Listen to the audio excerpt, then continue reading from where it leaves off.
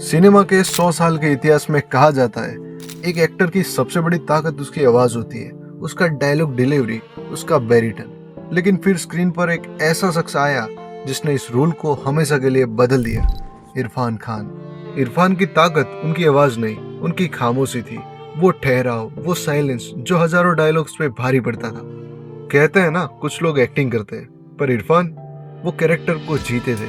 उनकी आंखें सिर्फ देखती नहीं थी, वो बात करती थी। जब बॉलीवुड में हीरो का मतलब fair skin, six pack abs और लाउड एक्टिंग हुआ करता था, तब इरफान ने एक कॉमन मैन के चेहरे को मेन स्ट्रीम सिनेमा का हीरो बनाया। उन्होंने हमेशा सिखाया कि वो हीरो नहीं जो 10 गुंडों को मारे, हीरो वो है जो अपनी ऑर्डिनरी लाइफ की स्ट्रगल्स को डिग्निटी के साथ जिए। आज की डॉक्यूमेंट्री उस रूदार, उस फनकार के नाम, जिन्होंने एक्टिंग को प्रोफेशन से उठाकर इबादत बना दिया।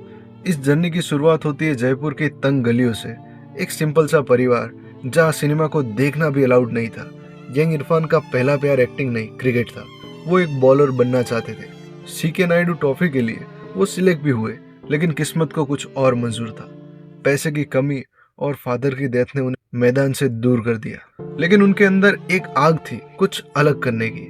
यही आग उन्हें नेशनल स्कूल ऑफ ड्रामा यानी कि एनएसडी ले गई। पर एनएसडी के बाद का रास्ता आसान नहीं था।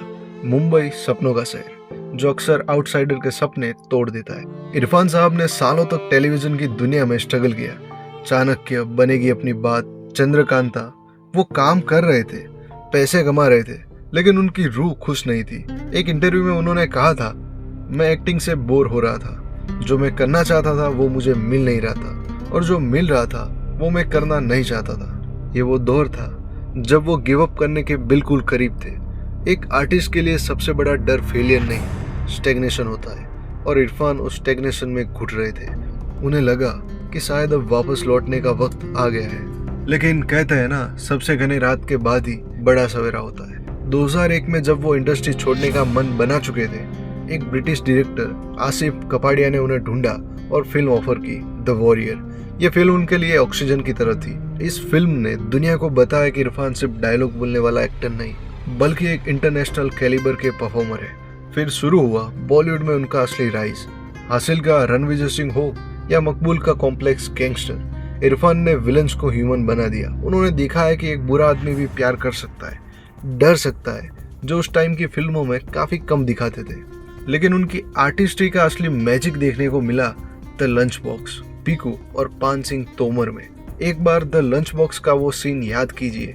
इरफान बस अपना टिफिन खोलते हैं, खुशबू लेते हैं और खाना शुरू करते हैं। कोई डायलॉग नहीं, बस चम्मच की आवाज और उनके चेहरे के वो एक्सप्रेशंस। इस 1 मिनट के सीन में उन्होंने वो अकेलापन दिखा दिया जो कई एक्टर्स 10 पेज के डायलॉग बोलकर भी नहीं दिखा पाते। ये थी उनकी क्लास। वो पान सिंह तोमर में बागी बन सकते थे और पीकू में वो साइलेंट सपोर्टिव लवर भी। ही वॉज वाटर, जिस बर्तन में डालो उसका आकार ले लेते थे। अक्सर जब इंडियन एक्टर्स हॉलीवुड जाते हैं तो उन्हें स्टीरियोटिपिकल रोल्स मिलते हैं, लेकिन इरफान एक्सेप्शन थे। वो वहाँ इंडियन एक्स्ट्रा बनकर नहीं, एक एक्टर बनकर गए। द नेमसेक में अशोक गांगुली का रोल हो या जुरासिक वर्ल्ड में साइमन मसरानी, उन्होंने हर कैरेक्टर में अपनी इंडियन आइडेंटिटी को एक डिग्निटी के साथ प्रेजेंट किया। एंग ली की लाइफ ऑफ पाई में जब वो अडल पाई का रोल प्ले कर रहे थे तो उनका लास्ट मोनोलॉग याद है? I suppose in the end the whole of life becomes an act of letting go.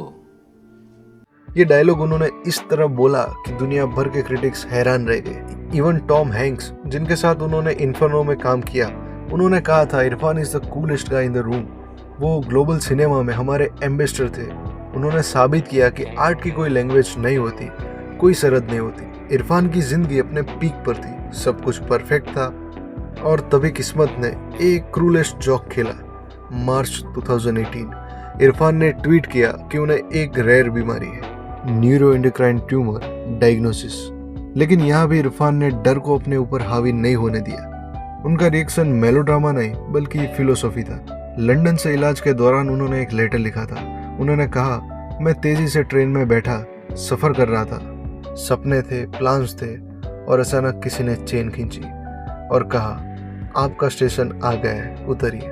उन्होंने लिखा कि कैसे वो एक कॉर्क की तरह है जो समुद्र में तैर रहा है बिना किसी कंट्रोल के। उन्होंने नेचर के आगे सरेंडर कर दिया।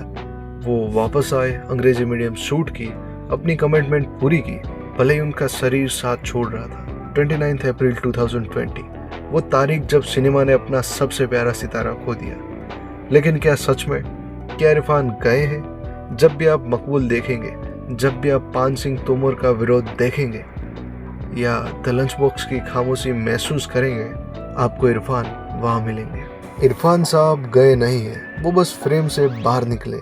उनकी लाइफ हमें ये सिखाती है कि ज़िंदगी लंबी नहीं, बड़ी होनी चाहिए। और आर्ट वो है जो इंसान के जाने के बाद भी जिंदा रहे। थैंक यू इरफान साहब, हमें ये सिखाने के लिए कि हीरो बनने के लिए पहले इंसान बनना ज़रूरी है।